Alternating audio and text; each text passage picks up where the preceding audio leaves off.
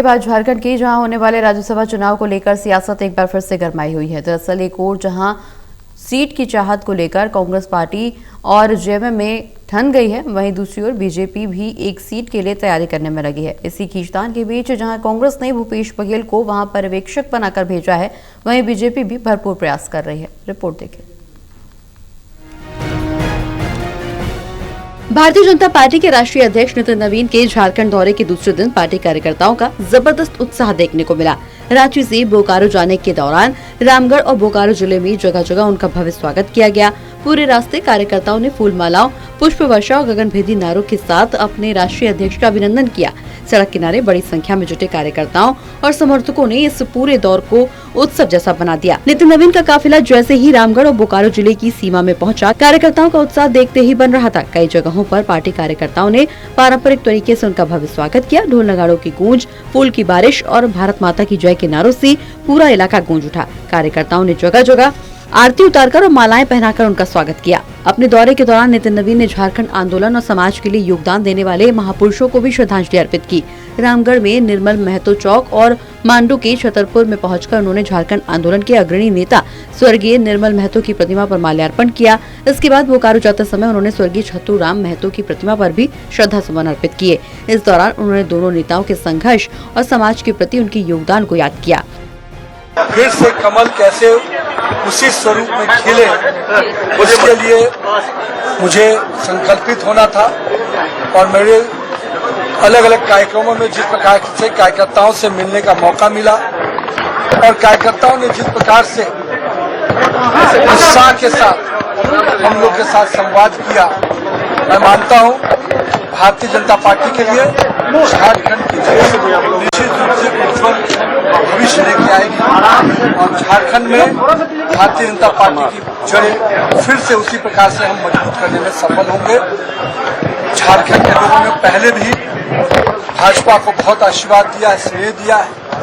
Bharatiya Janata party के नेतृत्व ने झारखंड को बनाने का काम किया है और वर्तमान में जो परिस्थिति है, उस परिस्थिति को देखते हुए लगता है कि भारतीय जनता पार्टी का नेतृत्व ही भाजपा का ही कार्यकर्ता इस झारखंड प्रदेश को संवारने का भी काम।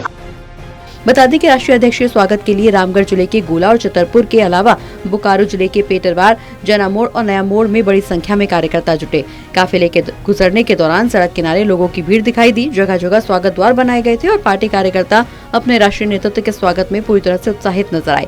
इस दौरे के दौरान बीजेपी कार्यकर्ताओं ने संगठन की एकजुटता और ताकत का भी प्रदर्शन किया। बड़ी संख्या में कार्यकर्ताओं की मौजूदगी ने ये संदेश दिया कि पार्टी आगामी राजनीतिक चुनौतियों के लिए पूरी तरह से तैयार है। पूरे मार्ग में कार्यकर्ताओं का उत्साह और अनुशासन चर्चा का विषय बना रहा। वहीं राष्ट्रीय अध्यक्ष के स्वागत और विभिन्न कार्यक्रमों में बीजेपी के कई वरिष्ठ नेता भी मौजूद रहे। प्रदेश अध्यक्ष आदित्य साहू, हजारीबाग सांसद मनीष जायसवाल, धनबाद सांसद दुल्लू महतो, प्रदेश महामंत्री गणेश मिश्रा, विधायक रोशनलाल चौधरी और पूर्व विधायक बिरंची नारायण समेत कई प्रमुख नेता पूरे कार्यक्रम में शामिल रहे। नेताओं ने कार्यकर्ताओं का उत्साह बढ़ाया और संगठन को मजबूत बनाने का संदेश भी दिया। रामगढ़ से बोकारो तक का ये दौरा सिर्फ एक राजनीतिक कार्यक्रम नहीं था, बल्कि बीजेपी कार्यकर्ताओं के लिए उत्सव जैसा नजर आया। जगह जगह हुए स्वागत, नारेबाजी और कार्यकर्ताओं की भारी भीड़ ने पूरे कार्यक्रम को यादगार बना दिया। वहीं दूसरी ओर देश भर की 24 राज्यसभा सीटों के लिए हो रहे राज्यसभा चुनाव के बीच झारखंड में माहौल काफी तनावपूर्ण हो गया है। राज्य में सहयोगी जेएमएम और कांग्रेस ने एक एक उम्मीदवार का ऐलान कर दिया है। जेएमएम के कई विधायक चाहते हैं कि दोनों सीटों पर वो आसानी से जीत सकते हैं। ऐसे में उसे दोनों उम्मीदवार उतारने चाहिए। बता दें कि जेएमएम ने पूर्व मंत्री बैद्यनाथ राम को अपना पहला उम्मीदवार घोषित किया, जो मुख्यमंत्री हेमंत सोरेन की मौजूदगी में नामांकन दाखिल करेंगे। वहीं कांग्रेस की ओर से केंद्रीय नेतृत्व के नजदीकी प्रणब झा को उम्मीदवार बनाया गया है।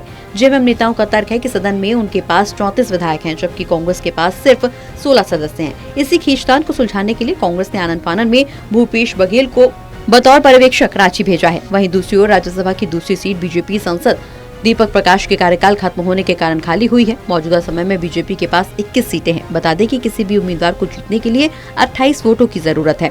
इंडिया ब्लॉक के पास 56 सीटें हैं, जो कि दोनों सीटें जीतने के लिए पर्याप्त हैं। अब अगर जेएमएम और कांग्रेस के बीच सहमति नहीं बनी तो चुनाव होना लगभग तय माना जा रहा है। ऐसे में क्रॉस वोटिंग होने की भी संभावना है। हालांकि अब देखना ये होगा कि नामांकन की आखिरी तारीख के बीच दोनों सीटों के लिए कितने उम्मीदवार मैदान में उतरते हैं।